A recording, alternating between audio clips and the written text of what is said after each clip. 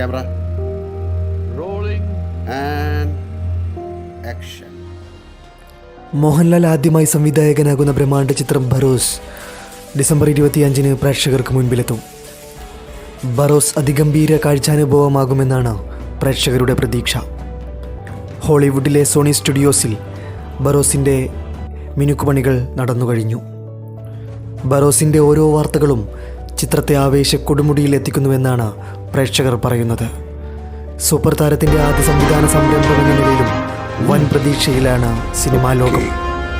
സിനിമയുടെ റീ റെക്കോർഡിങ്ങിൻ്റെ പ്രധാന ഭാഗം അമേരിക്കയിലെ ലോസ് ആഞ്ചലസിൽ പൂർത്തിയായിരുന്നു. ബറോസിൻ്റെ സ്പെഷ്യൽ എഫക്ട്സ് ഇന്ത്യയിലും തായ്ലാൻഡിലുമാണ് ചെയ്യുന്നത്. മറ്റ് ജോലികൾ മിക്കതും പൂർത്തിയായി. 2019 ഏപ്രിലിൽ പ്രഖ്യാപിക്കപ്പെട്ട ബറോസിൻ്റെ ഔദ്യോഗിക ലോഞ്ച് കഴിഞ്ഞ വർഷം മാർച്ച് 24 3D സാങ്കേതിക വിദ്യയിൽ അതിനൂതനമായ ടെക്നോളജികൾ ഉപയോഗിച്ചാണ് മോഹൻലാൽ ചിത്രം ഒരുക്കുന്നത്.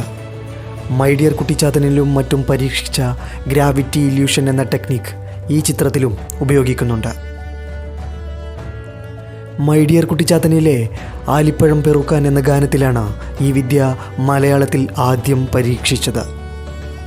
ജിജോ പുന്നൂസിൻ്റെ Barroz guardian of the Gama's treasure എന്ന കഥയെ ആധാരമാക്കിയാണ് മോഹൻലാൽ അണിയിച്ചൊരുക്കുന്ന സിനിമ ബറോസ് എത്തുന്നത്.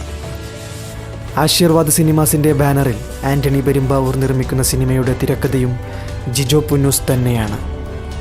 കേന്ദ്ര കഥാപാത്രമാകുന്നത് മോഹൻലാൽ തന്നെയാണെങ്കിലും 45 വർഷത്തെ സിനിമാ ജീവിതത്തിൽ ആദ്യമായി മോഹൻലാൽ സംവിധായകൻ്റെ കുപ്പായമണിയുന്നു എന്നതാണ് സിനിമയുടെ ഏറ്റവും വലിയ സവിശേഷത. സന്തോഷ് ശിവനാണ് ഛായാഗ്രഹണം നിർവഹിക്കുന്നത്.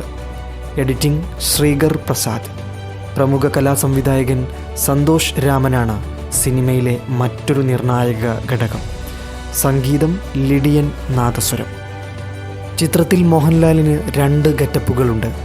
പോർച്ചുഗീസ് പശ്ചാത്തലമുള്ള പീരീഡ് സിനിമയാണ് ബറോസ്. വാസ്കോഡഗാമയുടെ നിധി സൂക്ഷിപ്പുകാരനായ ഒരു ഭൂതമാണ് ബറോസ്.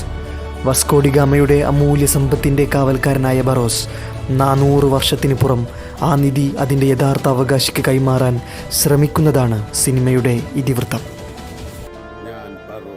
മലയാളത്തിലെയും മറ്റ് ഇന്ത്യൻ ഭാഷകളിലെയും അമേരിക്ക, സ്പെയിൻ, പോർച്ചുഗൽ എന്നിവിടങ്ങളിലെയും മികച്ച അഭിനേതാക്കൾ ഈ സിനിമയുടെ ഭാഗമായിട്ടുണ്ട്.